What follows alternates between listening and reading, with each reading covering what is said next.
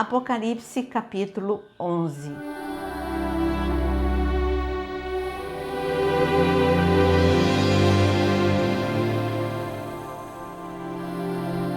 Foi-me dado um caniço semelhante a uma vara, e também me foi dito: levante-se e vá medir o santuário de Deus, o altar e os que adoram no santuário. Mas deixe de lado o átrio exterior do santuário e não o meça, porque este átrio foi dado aos gentios, que por 42 meses pisarão a cidade santa. Darei autoridade às minhas 2 testemunhas, para que profetizem durante 1260 dias, vestidas de pano de saco. E estas são as 2 oliveiras e os 2 candelabros que estão em pé diante do Senhor da terra. Se alguém pretende causar-lhes dano, da boca destas testemunhas sai fogo e devorará os inimigos. Sim, se alguém pretender causar-lhes dano, certamente deve morrer. Elas têm autoridade para fechar o céu, para que não chova durante os dias em que profetizarem. Têm autoridade também sobre as águas, para transformá-las em sangue, bem como para ferir a terra com todo tipo de flagelo, tantas vezes quantas quiserem. Quando tiverem então concluído o testemunho que devem dar, a besta que surge do abismo fará guerra contra elas. A besta vencerá e matará as testemunhas, e os seus cadáveres ficarão estirados na praça da grande cidade, que espiritualmente se chama Sodoma e Egito, onde também o Senhor foi crucificado.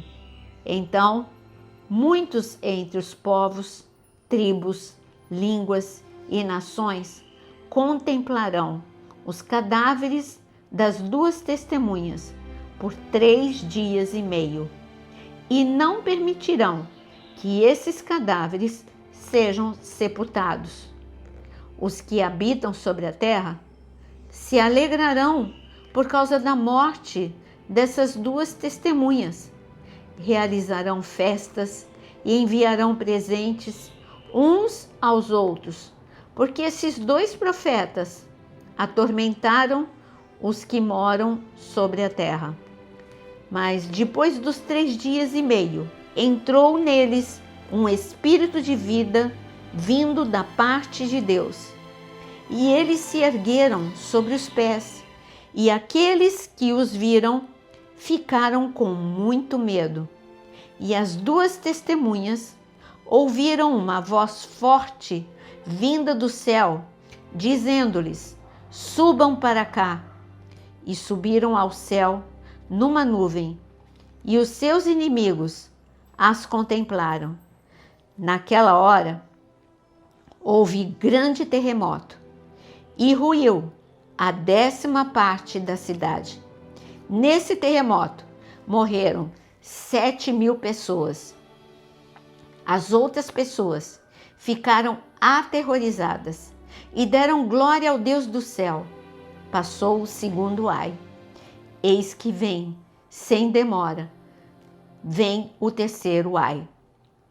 O 7º anjo tocou a trombeta, e houve nos céus vozes fortes, dizendo: o reino do mundo se tornou do nosso Senhor e do seu Cristo, e ele reinará para todo o sempre.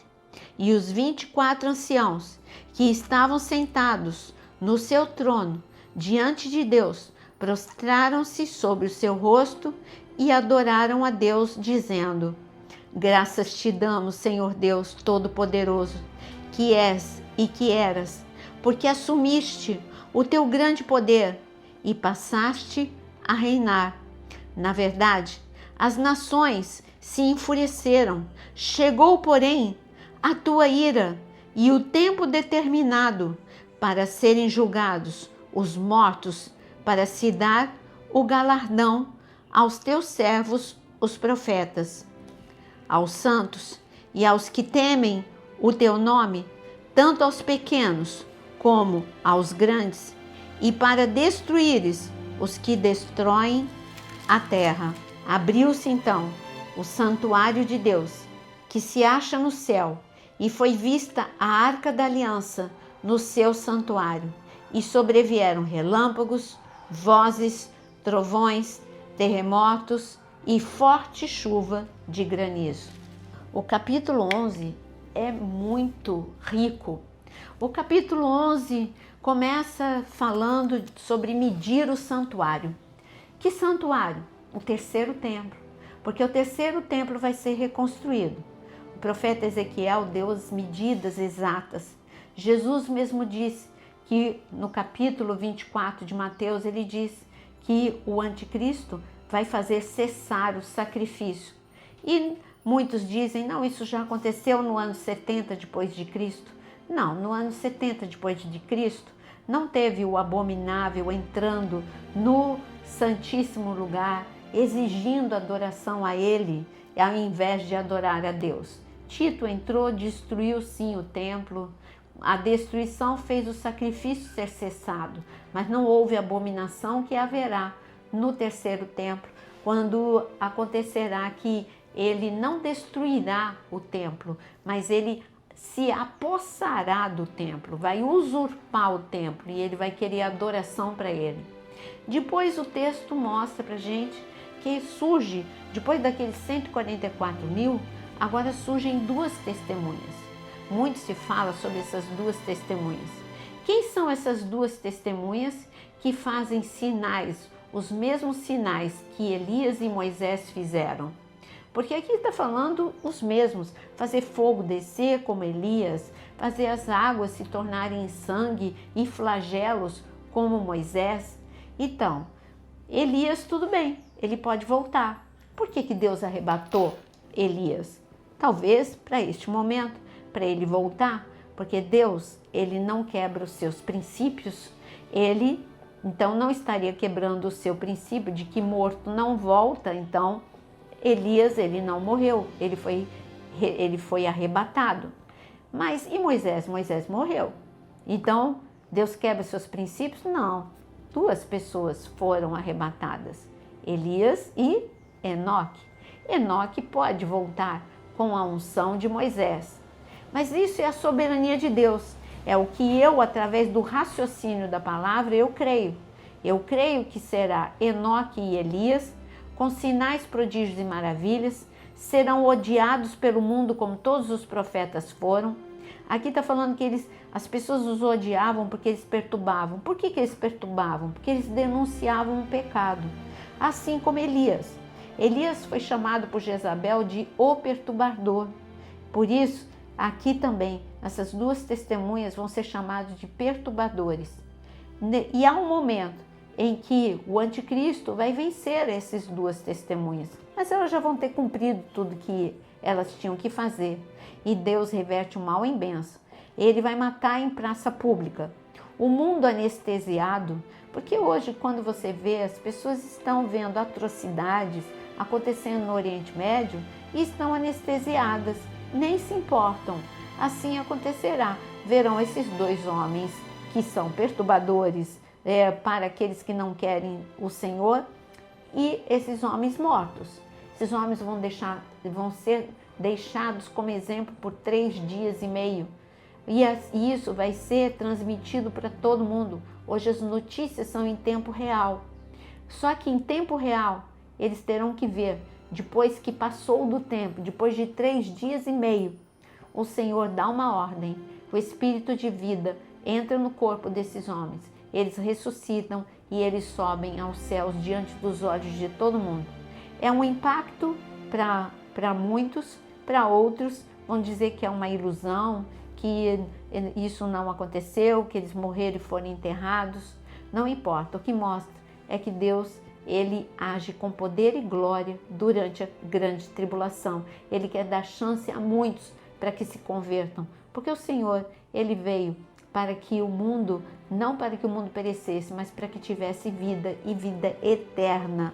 E no capítulo 11, finaliza não só com a sétima trombeta. Quando você vê a sétima trombeta, já no final do Apocalipse 11, é de adoração. Quem que adora? O céu, os 24 anciãos adoram, porque em breve vai acontecer o que Deus sempre quis, o milênio e a eternidade, para que todos adorem ao Senhor. Mas o presente de Apocalipse 11 está no versículo 19. De repente, todos os olhos vão estar fixos em que? A arca. Tanto se procurou a arca de Deus. A arca de Deus, quando o Império Romano ele invadiu Israel, muitos disseram que ela foi escondida no Santíssimo Lugar, outros disseram que ela foi mandada para a Etiópia. Enfim, muita especulação onde foi escondida a arca, porque Nabucodonosor e nem o Império Romano levaram a arca. E aqui, então, aonde que está a arca? Aonde esconderam a arca? O Império Romano não levou a arca, destruiu o templo, mas não achou a arca. E aqui nós vemos que da mesma forma como na Epístola de Judas nós temos a informação de que um anjo contendeu contra Satanás e escondeu o corpo de Moisés, eu creio também que o Senhor escondeu a arca terrena. E como nós sabemos que o tabernáculo é um modelo do que tem no céu, agora a gente sabe que a arca mais importante, que é você que carrega a presença de Deus, e a arca verdadeira está no céu, diante do trono de Deus. Que Deus te abençoe. Até o nosso próximo capítulo. Apocalipse é conhecimento, é profecia revelada de Deus para nós nesses dias que estamos vivendo.